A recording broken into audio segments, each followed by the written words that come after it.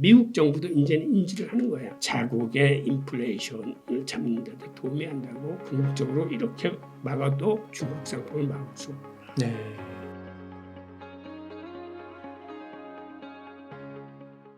미국 경제가 좋다고 하는 쪽과 곧 큰 위기가 올 것이다, 경기 침체가 올 것이다라는 쪽이 있는데 교수님께서는 좀 어떻게 보고 있으신지 궁금합니다. 예, 어려운 질문입니다. 네. 우선 양쪽 의견이 팽팽히 맞서고 있어요. 많은 전문가들이 경기 침체, 곧 스태그플레이션이 들이닥친다고 전망하는데 미국 경제 지표 나오는 거 보면 고용 등 지표가 잘 나오고 있습니다. 네. 그리고 실업률이 3.6%라는 건 사실상 거의 완전 고용 상태를 이야기하거든요. 네. 즉 이런 지표들은 경기 침체와는 거리가 멉니다. 그런데 ISM 제조업 지수라거나 서비스업 지수, 그 다음에 컨퍼런스 보드 선행 지수, OECD 선행 지수 같은 지표들은 또 머지않은 장래에 경기 침체를 예고하고 있습니다. 이렇게 서로 상충된 지표들이 발표되고 있어요. 그리고 우리가 잘 알다시피 장단기 금리 현상이 지금 어느 때보다도 골이 깊고 극명합니다. 그러니까 경제학의 잣대를 갖고 들이대도 현재는 호황인데 경기 침체가 곧 올 것이라는 지우들 동안 명확합니다.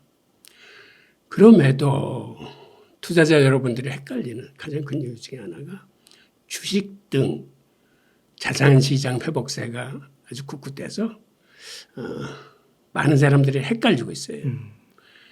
게다가 미국의 경우 그 7개 빅테크의 실적도 좋습니다. 네. 그러다 보니까 이게 지금 유동성 장세인지 실적 장세인지 헷갈릴 정도고, 그리고 또한 우리가 간과해서 안 되는 거지 지금 시중의 유동성이 아주 풍부합니다. 대형 상업은행권만 해도 초과 진급 준비금이 한 3조 달러 이상, 그 다음에 하루 오버나이트 그 예금의 한 종류인 영래포도 2조 5천억 달러 가까이. 그러니까 대형 상업은행권의 여유자금이 한 5조 5천억 달러 정도 있어요. 네. 그리고 민간 분야도 지금 자금이 굉장히 많습니다. 단기 자금이 쏠리는 MMF 쪽에만 지금 5조 5천억 달러가 부유하고 있거든요. 네. 게다가 블랙록 같은 그 세계 최대 자산운용사의 운영 자금이 자그마치 한 9조 달러 정도 돼요. 이 정도로 시장에는 아직 풍부한 유동성이 있어요. 그래서 지금의 장세를 이끄는 게 이런 유동성 장세에 더해서 그 다음에 일부 빅테크들의 실적 장세가 이제 가미된 시장으로 보고 있거든요. 그러니까 이러한 현상을 굳이 기존의 경제학 이론으로 재단하자면 현재는 호황이지만 경기 침체가 머지않아 들이닥칠 거다라는 네. 이런 지표들이 상존하고 있고, 또 한편으로는 기존의 경제학 이론으로는 잘 설명되거나 이해되지 않는 게 이러한 현상이 그동안 MMT, 즉 현대통화 이론이라고 주장했던 이런 이론들이 어느 정도 시장에서 먹히고 있지 않나 하는 진단 또한 있습니다. 그러니까 지금 어떻게 보면 현재의 경제 현황이 기존의 경제 이론과 MMT 이론 간의 어떤 힘겨루기 양상이라고도 볼 수 있기 때문에 한번 좀 지켜봐야 될 그런 상황인 것 같아요. 그러니까 지금은 어떻게 섣불리 어느 한쪽 기존 경제학이 맞냐, MMT가 맞냐 이렇게 판단할 수가 없는 시기라고 볼 수가 있겠군요. 교수님도 과거에 이런 현상을 보셨었나요? 처음 보시는? 이거 처음 보는 현상. 그러세요? 정말 처음 보는 현상. 그러니까 이 정도면 뭔가 터져야 되는 건데 문제가 있고. 맞아요. 그러니까 이게 지금 많은 사람들이 헷갈리는 거죠. 그 전문가들은 계속 경기 침체가 오겠다고 그러는데 시장은 생각보다는 지금 힘이 좋거든요. 네.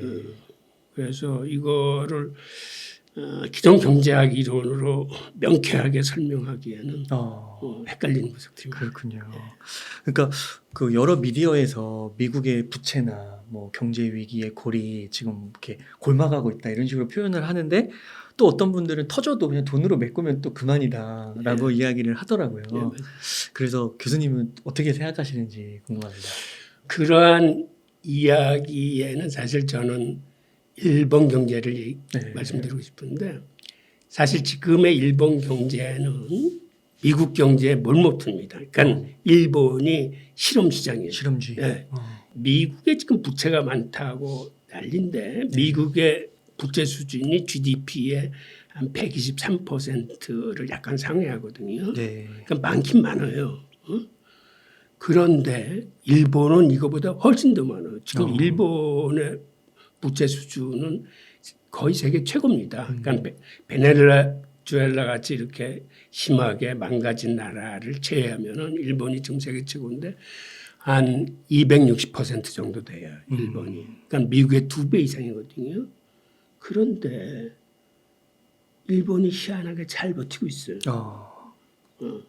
저는 돈을 그렇게 많이 풀어도 저게 버텨나가는구나. 그리고 돈을 저렇게 많이 풀었을 적에 일본 시장의 변화를 보고 미국이 미리 공부를 한다고 할까? 실험 시장으로 하는 거죠. 네.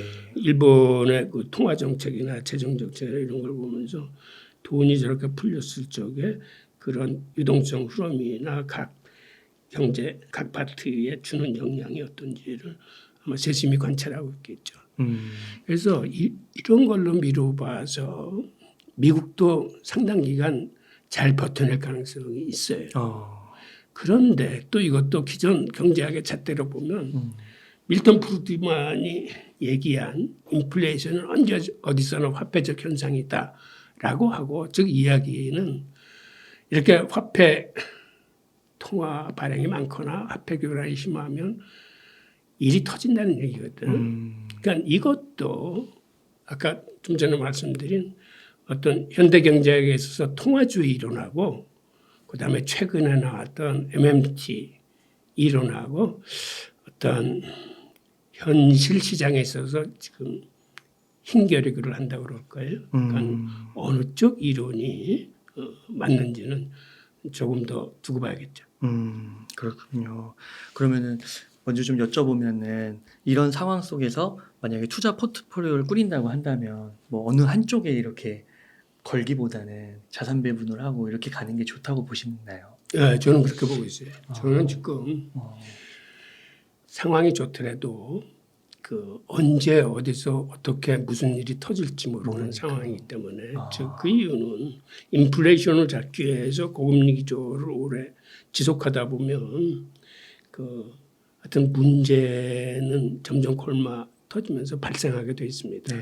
어떤 부실 기업들이 나중에 폭발하면서 실업률이 증가할 수도 있고 심지어는 파생 상품에서 문제가 생길 수도 있고 그러니까 그렇기 때문에 일단 시장이 좋기 때문에 시장에서 발을 빼서는 안 될 것 같아요. 그러니까 한 발은 담고 한 발은 만일의 사태를 위해서 현금을 확보하는 이러한 전략이 괜찮은 것 같아요. 아, 그렇군요. 그러면 교수님 또 좀 이슈가 되는 미중 갈등에 대해서 또 한번 질문을 드리고 싶은데 디리스킹 얘기가 나오면서 미국과 중국이 좀 화해 무드를 형성하는 것 같다라고 이야기를 하는데 또 어떤 분들은 겉모습만 그렇고 속사정은 또 그렇지 않다라고 보시는데 어떻게 보시나요? 저는 이 디리스킹은 위험만 관리하겠다는 건 아닙니까? 그러니까 미국의 패권에 도전하는 어떤 기술이거나 어떤 그 안보 측면의 것들은 엄격히 관리를 하되 통상관계나 경제협력관계는 이제는 정상화시키겠다라는 의지가 담겨 있다고 봐요. 그런데 그 이유가 우선 디리스킹이 나온 배경부터 좀 살펴봐야 될 텐데요. 이게 그 제가 보기에는 유럽의 반발로부터 시작됐습니다. 우선 유럽 집행위원장이 올 1월 다바스 포럼에서 어떤 얘기를 했냐면 그 미국의 인플레이션 감축법 IRA에 대응해서 즉 반발해서 만든 게 유럽의 탄소 중립 산업법이거든요. 네. 그러니까는 미국이 IRA를 만들면서 자국 기업들만 편파적으로 이렇게 지원을 하고 유럽 기업들 다른 우방 기업들을 다 쳐냈거든. 그러니까 유럽이 반발했어요. 네. 그래? 그러면 니네도 당해봐. 해서 거기서 탄소 중립법이 그 IRA에 사실은 대응하기 위해서 만든 건데. 그리고 그걸 설명하는 과정에서 유럽은 이제 미국과 다른 중국의 접근 방식을 택하겠다. 네. 위험 관리만을 하는 수준에서 디커플링은 안 하겠다라는 얘기가 나왔거든요. 그러니까 디리스킹의 개념이 그때 등장을 한 거예요. 그러고 아시다시피 독일 총리나 그 프랑스 총리가 대규모 기업단을 이끌고 중국에 가서 중국하고 아주 좋은 협상 결과를 맺었어요. 프랑스 같은 경우에는 그 에어버스 165대 구매 계약도 체결하고 등등. 그러면서 돌아와서 마크롱이 한 얘기가 있어요. 쉽게 얘기해서 우리가 미국의 졸개냐, 종속국이냐 하면서 네. 그 함부로 미국의 저기에 휘말리지 않겠다는 얘기를 했어요. 네. 그래서 미국이 지금 양안 관계하고 뭐 대만 문제를 거론하는데 그런데 유럽이 휩쓸려 들어갈 필요 없다. 전략적 자율성을 갖겠다라는 얘기를 합니다. 그래서 이 동맹국인 유럽의 반발이 거세졌어요. 사실 그 이전에 트럼프 시대 때부터 미국의 자국 우선주의, 자국 지상주의를 외치면서 유럽을 쉽게 생각하고 유럽의 반발을 산 사례들이 많아요. 그런 것들이 이제 누적돼 왔을 뿐만 아니라 게다가 미국 내부에서 반발이 잇따랐습니다. 우선 헨리 키신저 같은 사람은 중국하고 이렇게 가다가는 3차 대전 난다. 이렇게 가서는 안 된다라고 얘기를 했고 그다음에 레리 서머스 전 재무장관도 지금과 같은 이러한 거는 위험하다. 그리고 현직 장관인 제니 델렌마도 디커플링은 이거는 재난을 불러올 수 있다. 우리 미국이 방향을 수정해야 된다라고 직설적으로 얘기를 했고 그다음에 그보다 이제 더 센 반발이 기업들입니다. 일론 머스크 같은 경우는 중국에 가서 미국과 중국 경제는 쌍둥이다. 이렇게 붙어있는 쌍둥이인데 이거를 떼어내려고 하는 짓은 바보 같은 짓이다. 서로 진정한 관계를 회복해야 된다. 그다음에 월스트리트의 황제격인 제미 다먼도 중국에 가서 이렇게 태평양 양쪽에서 서로 고함 질러가지고 될 일이 하나도 없다. 네. 이것도 진정한 관계를 회복해야 된다. 그다음에 빌 게이츠가 갔을 적에는 시진핑 주석이 만났어요, 직접. 그래서 중국에 그 AI 투자 좀 더 해달라 하고 빌 게이츠는 또 개인적으로 큰 돈을 또 기부했고 등등. 게다가 집단적인 반발도 있어요. 그러니까는 그 미국 기업들한테 그 중국 공급망 재편을 위한 이 서명을 받기 직전에 이 사람들이 아주 공개 서한을 발표했어. 네. 그러니까 기업들한테 그런 걸 강요하면 안 되고 디커플링에는 문제가 있다. 그러니까 이러한 것들 이외에 또 어떤 일이 있냐면 중국의 사실 디커플링이라는 건 트럼프 정부 초기에 그 상무장관을 했던 하여튼 중국을 굉장히 혐오하는 사람의 어떤 개념. 네. 제가 이름은 지금 까먹었는데 거기서 출발한 건데 그 처음에 보복관세와 무역장벽으로 한 2년간 중국으로부터 오는 수입 물량을 확 줄였습니다. 그런데 지금 와서 보니까는 오히려 이제는 그러한 무역 전쟁 이전 수준보다도 훨씬 수입 물량이 늘어났어. 음. 그리고 저렴한 중국 상품의 수입이 없이는 지금은 인플레이션 잡기도 힘들어. 그래서 이런 방향으로 가는 거는 미국으로서도 이게 가능하지 않구나. 네. 중국을 제끼고 이제는 통상이나 경제를 이야기는 힘들구나라는 걸 미국 정부도 인지를 했습니다. 네. 그래서 최근 그 일본에서 열렸던 G7 정상회담에서는 미국 스스로가 자기들은 디커플링이라는 단어를 쓴 적이 없다. 디리스킹을 하겠다. 위험 관리를 하겠다라고 해서 이제는 세계 국가들한테 이제 공통적인 이제 신호를 준 거죠. 그리고 또 어떤 문제가 있냐면 이렇게 된 배경의 또 하나는 중국이 세계 최대 수출국이 된 건 이미 오래전이고 최근에 그러니까 지난해에 세계 최대 수입 시장으로 떠올랐습니다. 즉 중국이라는 나라만을 보면 미국보다 지금은 수입 시장 점유율이 적어요. 미국이 한 12.9% 정도 되는데 세계 수입 시장에서 비중이 중국은 그보다는 적은데 여기에는 일종의 착각이 있어. 뭐냐면 홍콩을 따로 분류해서 통계를 내는데 그래서 홍콩이 세계 시장 점유율이 한 2.7% 정도 돼요.